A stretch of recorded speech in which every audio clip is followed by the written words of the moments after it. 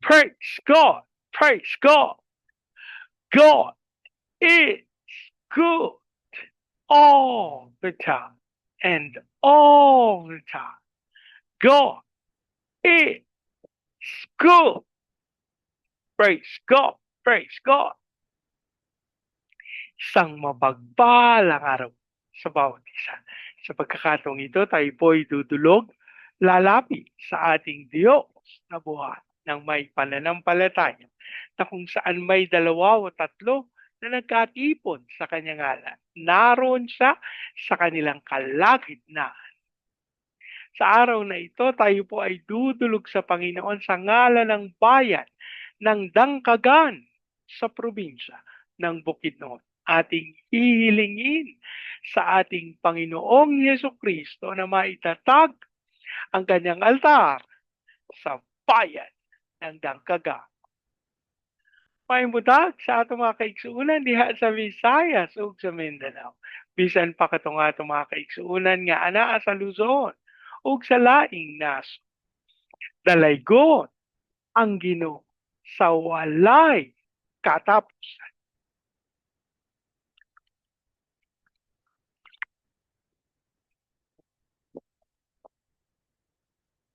Ang atin pong pagsambay mula sa Aklat ng Mga Awit, 75 kabanata, ang talata po ay 2.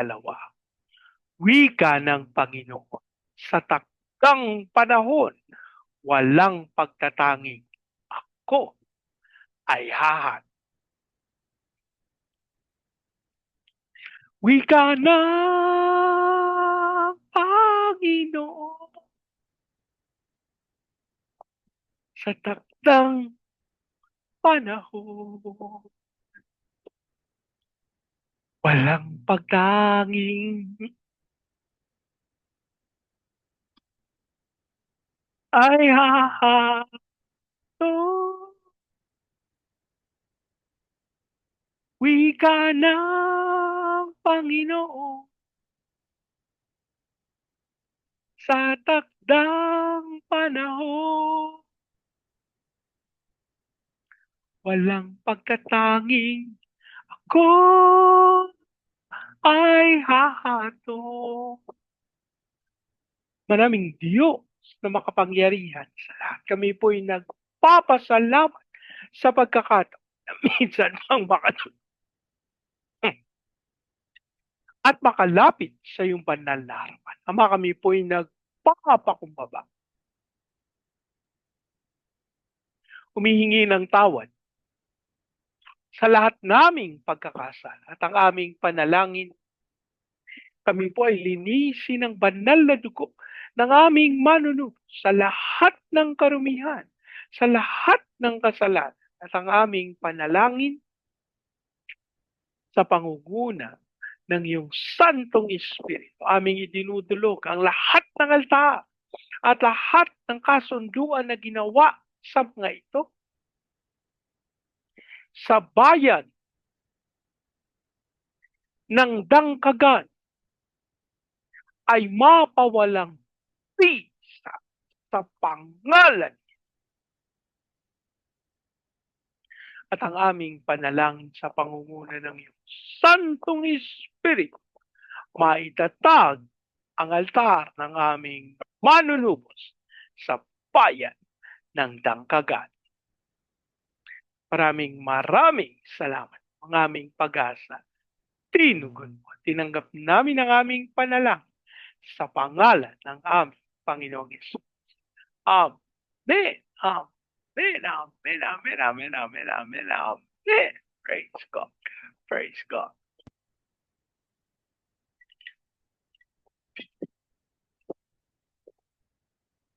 Ang atin po pagbubulay ay mula sa Aklat ng Genesis. Sa ika-27 kabanata, ang talata po ay 34 at 35. Humagulgol ng iyak si Esau nang marinig ito. At nagmamakaawa, basbasan din po ninyo ako, Ama. Ngunit sinabi ni Isaac, nililang ako ng iyong kapatid Kaya nakuha niya ang basbas ko para sa iyo. Ang Diyos po ang magpala ng kanyang buhay at makapangyarihang salita. Ang bahagi pong ito ng banal na kasulatan ay tumukoy sa kakataon na nalantad na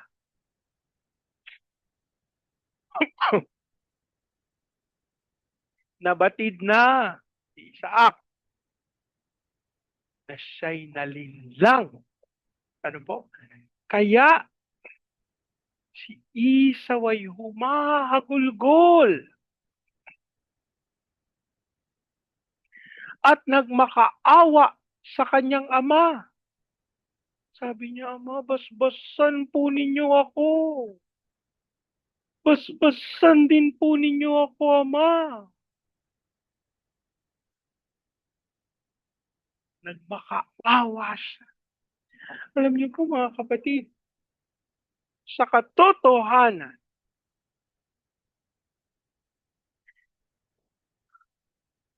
ang mga salita na ating binibitiwan ay napakamakapangyarihan. Alam niyo po, ito yung dahilan kung bakit sinabi ng banal na kasulatan na ang buhay at kamatayan ay nasa ating mga labi sapagkat kung ano ang ating idinideklara, kung ano ang ating sinasalita, hindi tayo aware. Pero, inihingahan natin ang buhay. Yung mga sinasabi natin.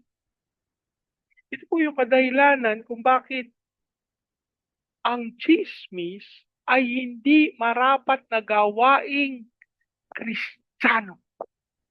Walang galang na po, mga marites.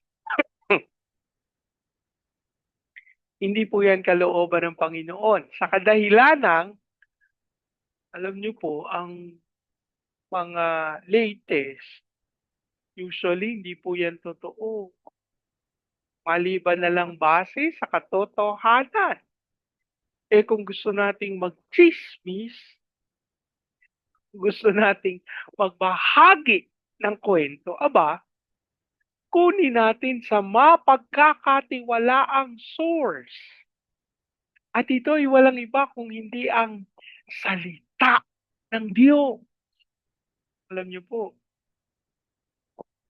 umabalik sa alaala ko yung John chapter 11, kung kailan ang matalik na kaibigan ng ating Panginoon na si Lazaro ay namatay. At nung dumating ang Panginoong Yesus sa Capernaum kung nasaan sila, ang sabi ni Marta, Panginoon, kung nandito ka lang sana, yung may sakit ang aking kapatid, hindi sana siya namatay. Sabi ng Panginoon, bakit? Sabi niya, limitado ba ang aking kakayahan sa pagpapagaling ng may sakit lamang? Sabi niya, ang sabi ng Panginoong Isus, hindi ba't ipinangaral ko? Hindi ba't sinabi ko sa inyo na ang muling pagkabuhay ay mapangyayari at maggaganap sa inyo? Sabi po ni Marta, opo Panginoon, sa huling panahon. Sabi ng Panginoong Yesus, naku hindi, ngayon niya. Sa isip-isip niya lang, hindi niya talaga sinabi kay Marta yun. Pero sabi niya, mapangyayari ito. Kaya tinanong niya, sabi niya, saan niyo nilibing? Ako, dinala ang Panginoong Isus sa sementeryo. Pagdating sa sementeryo, ang sabi ng Panginoon na nalangin siya, sabi niya, Ama, maraming salamat sabagat dinirinig mo ang mga panalangin. Alam niyo po, matapos yun, tinawag niya sila. Sabi niya, Lazaro, lumabas ka! Alam niyo po, naalala ko sa Bible school isang beses, may isang estudyante na nagtanong. Sabi niya, bakit daw kailangan pang pangalanan si Lazaro? Kahit hindi na lang sinabing, lumabas ka! Bakit kailangan pang sabihin yung pangalan ni Lazaro? Lumabas ka!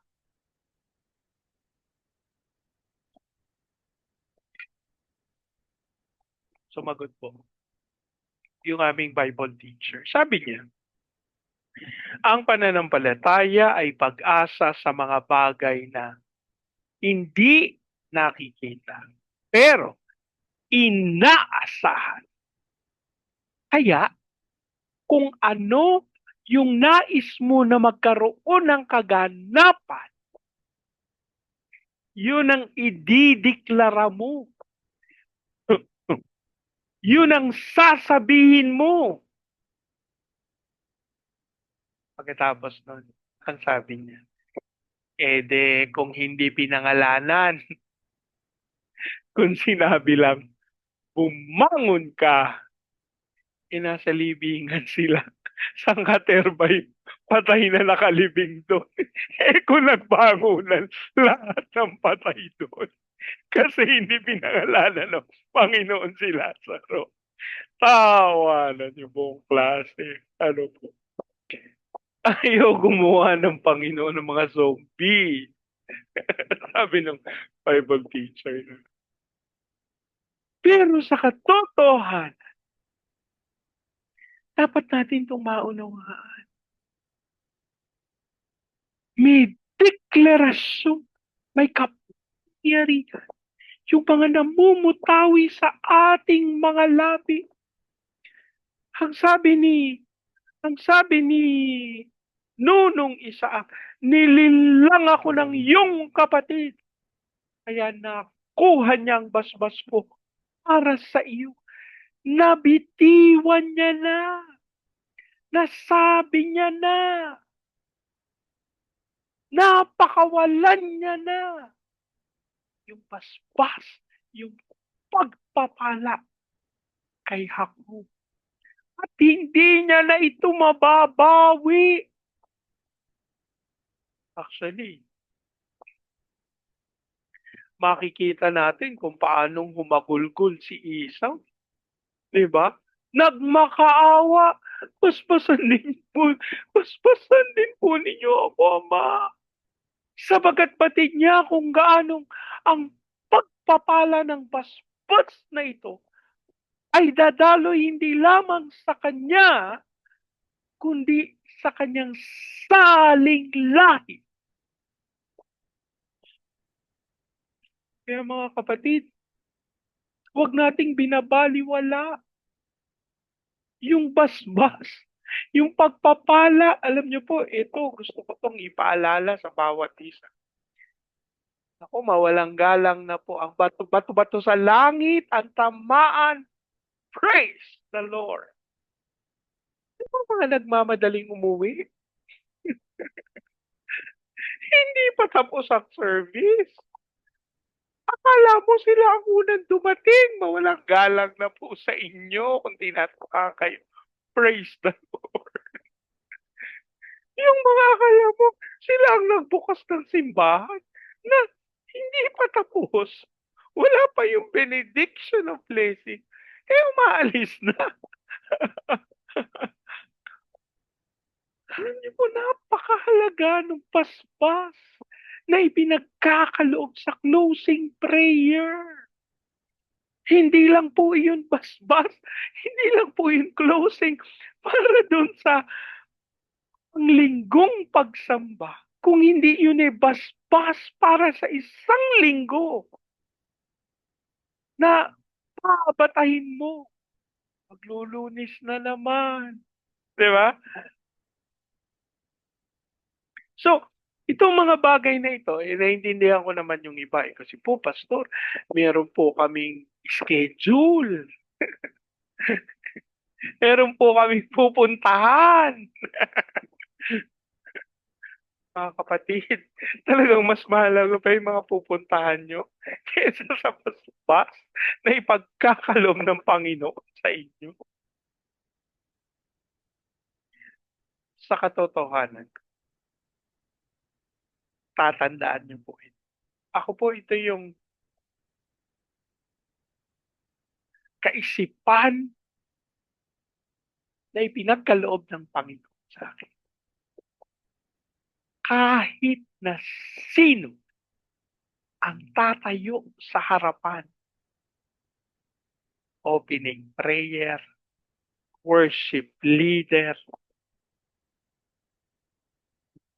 magtuturo, ano po, yung maghahayag ng salita ng mag-o-offering, mag-a-announcement, magko-closing. Alam niyo po ang turo ng Panginoon sa huwag mo silang tignan sa iyong pagkakilala sa kanila sapagkat ako ang kumikilos at gumagalaw sa tuwing araw ng pagsamba. Kaya alam niyo po ako, hindi ko iniintindi. Hindi naman po sa binabaliwala ko. Kung hindi ko sinasabi, ay kilala ko yan. Ay, hindi naman totoo sinasabi niya. Ako, hindi po ako ganyan talaga. May nagbabahagi na sa ng Diyos kahit na alam ko no, na ito ginagawa niya na ako. Hindi po yan. Naalala ko isang pagkakataon na merong isang pastor na marites sa akin. Kasi alam ko, sige, ganito, ganyan, ganyan. Yung nagkukwento sa akin, manghang-mangha siya. Kasi yung tumayo sa pulpito, yung kinukwento niya sa akin. Tapos tinignan ko siya, katingin ng sabi niya sa akin,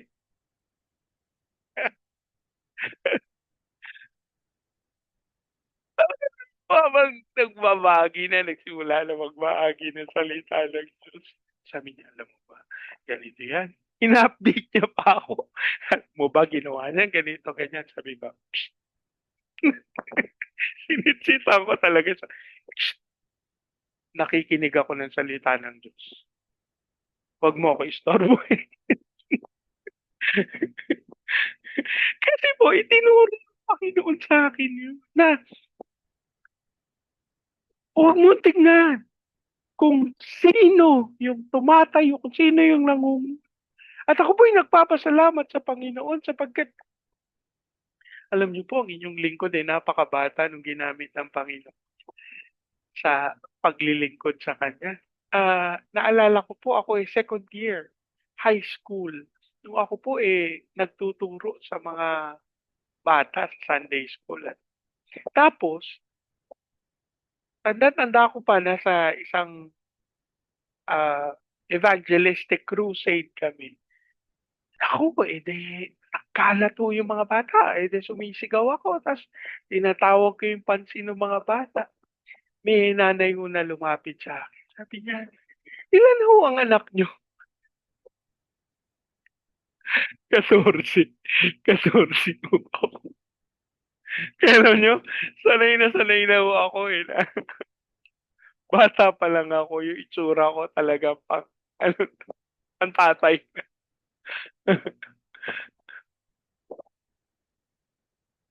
At yun yung itinuro ng Panginoon sa akin na wag yung kaalaman, yung kaisipan ko patungkol doon sa, kilala ko yan, alam ko yan, ganito, ganito. Kaya,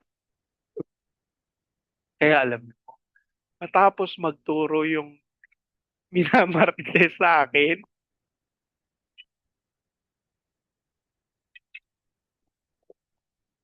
nung nagpe-pray naku, bless po ako. Nagpapasalamat ako sa Panginoon.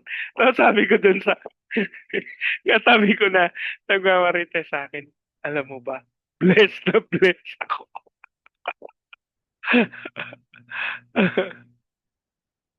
Isang bagay po, yung mga itinatayo ng Panginoon, siya ang nagtakda, siya ang magpapala.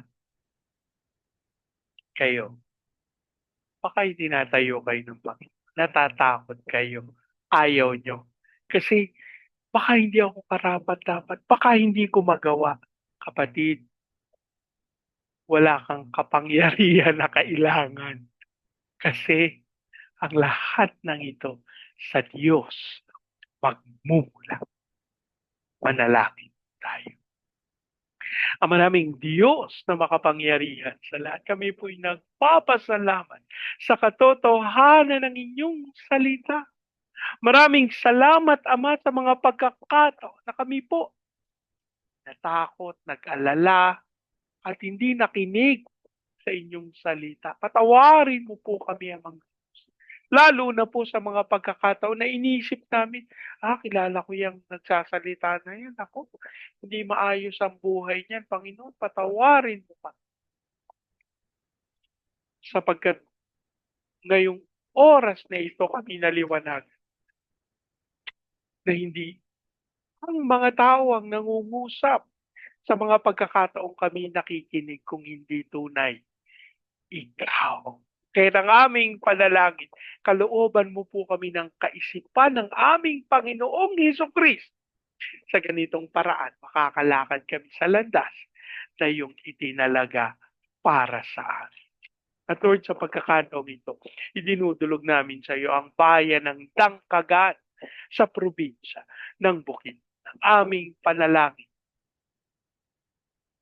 ang katawan ng aming Panginoong Hesukristo sa bayan ng Dangkagan ay magkaisa, magkaroon ng unawaan, magpatawaran, at magumapaw ang pag-ibig na nagmumula sa iyo, maging dahilan kung bakit maitatag ang altar ng aming Panginoong Hesukristo sa bayan ng Dangkagan. Maraming salamat po. At ang aming pagkasa, Panginoon, tunay, the fire of revival will fall upon Dangkagan. Ang aming panalangin, dumaloy ang iyong kapangyarihan sa Baguio City, Cagayan City, Legazpi, Lipa, Manila, Pampanga, Pateros, kilusan ang mga bayang ito upang ang kaluwalhatian ang tunay nilang maranasan. And Lord, we also pray for the fulfillment of your purposes sa mga iglesia sa bawat bayang. At ang aming panalangin, Lord, paunlarin mo sila at dumaloy ito sa buong Luzon, Visayas, at Mindanao. Ang aming panalangin, matupad namin yung tawag mo sa amin to be the launching pad of the gospel, to be a missionary, sending country, and to be the America of Asia in the heart of its glory. Dasal din po namin ang pagkilos mo, Panginoon, sa aming mga training agency, katulad ng May Lifeline, Asian Center for Missions, Elijah House Philippines, Church Renewal, Asia Pacific International Institute Study. Lord, ikaw po ang magkaloob ng lahat ng pangangailangan ng mga ministeryong ito upang matupad nila ang dakilang kaloob. As we also pray sa aming mga misyonero sa iba't ibang panig ng daigdig, ikaw po ang gumabay at magkaloob ng kapangyarihan upang matupad nila ang iyong dakilang kaloob. As we also pray sa aming mga OFW na tinawag mo bilang overseas Philippine witnesses. Ikaw amang Diyos ang tunay na magpala ng walang katulad sa iyong mga lingkod. As we also pray sa aming President Marcos, Vice President Duterte, sa Senado, Kongreso, Judiciary, Military, Police, Local Government, we declare the fear of the Lord na maghari sa aming gobyerno.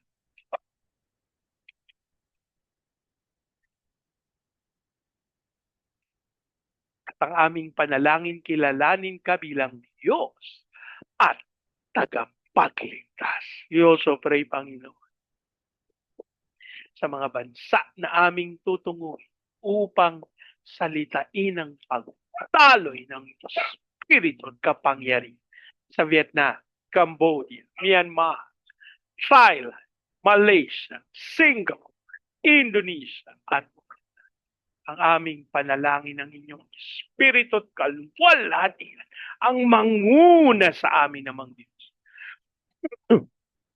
Ganon din sa mga misyonero, sa mga iglesia na aming tutunguhin. Lord, we declare,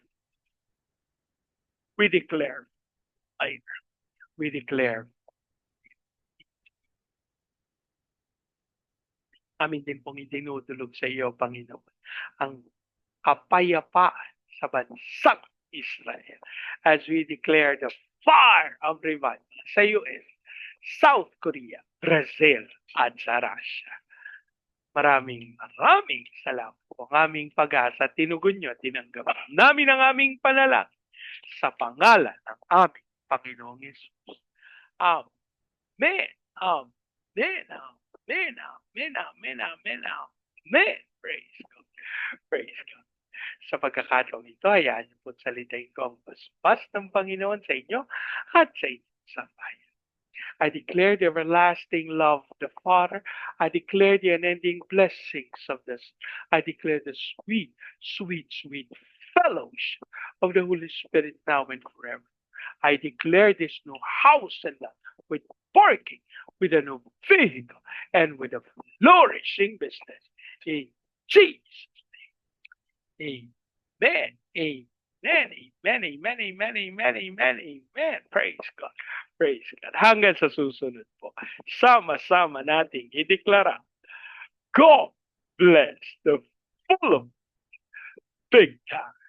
And so we declare to God be all the glory in Jesus. Amen. Amen. Amen. Amen. Amen. Amen. Amen. Praise God. Praise God.